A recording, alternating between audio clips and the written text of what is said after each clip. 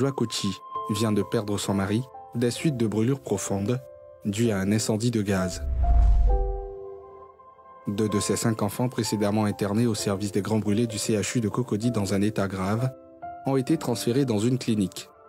Les 2 autres enfants légèrement brûlés sont également pris en charge dans ce centre de santé. L'incendie s'est produit le 1er janvier dernier à Yopougon, alors que le père entouré de ses enfants cherchait à arrêter la fuite de gaz. J'ai vu ma fille de 7 ans qui courait pour venir chercher, elle était en feu en fait, et puis elle courait pour venir chercher du secours.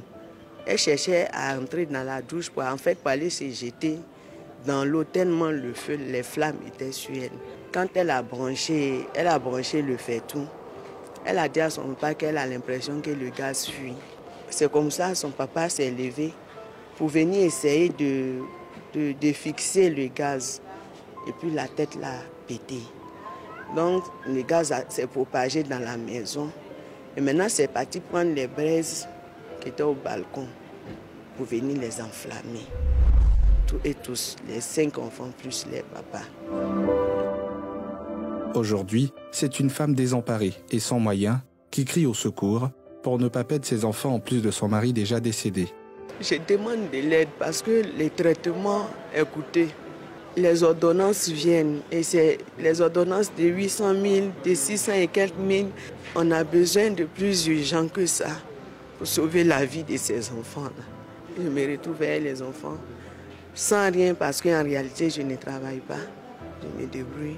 Vraiment, je suis en train de crier à toute personne qui souhaiterait aider mes enfants à sortir de cette situation. Les bonnes volontés de véritablement m'aider. Cet incident dont a été victime la famille Ngoran est devenu monnaie courante à Abidjan, où de plus en plus de ménages utilisent le gaz butane compressé dans des bonbonnes. Pour s'en prémunir, il faut donc prendre certaines précautions. Une fois que vous avez votre bouteille à la maison, ayez l'habitude de vérifier le flexible. Il y a toujours une date de péremption dessus. Si vous achetez un flexible qui n'y a pas de date, exigez qu'il y ait un flexible avec une date de péremption. Aussi, il ne faut pas laisser les enfants avoir accès à tout ce qui est manipulation de gaz. Pour ouvrir votre bouteille de gaz pour préparer, ouvrez premièrement votre bouteille de gaz, ensuite votre gazinière avant d'allumer le feu. Une fois que vous avez fini de préparer, fermez premièrement votre bouteille de gaz, ensuite votre gazinière. Malgré ces précautions, un feu de gaz peut subvenir accidentellement. Face à cela, il faut éviter de paniquer et prendre son temps pour éteindre le feu. Donc là, j'ai ma bouteille de gaz qui est en feu. Je ne panique pas. Ce que je vais faire, c'est juste prendre une serpillière imbibée d'eau. Une fois que j'arrive, ce que j'ai à faire, je vais frapper les flammes avec la serpillière imbibée d'eau. Et puis, je ferme ma bouteille.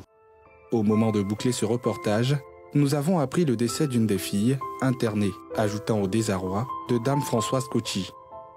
Le gaz butane utilisé à la place du charbon et du bois de chauffe est une alternative contre la déforestation et la pollution de l'environnement. Mais il reste un produit dangereux. Son utilisation requiert des précautions.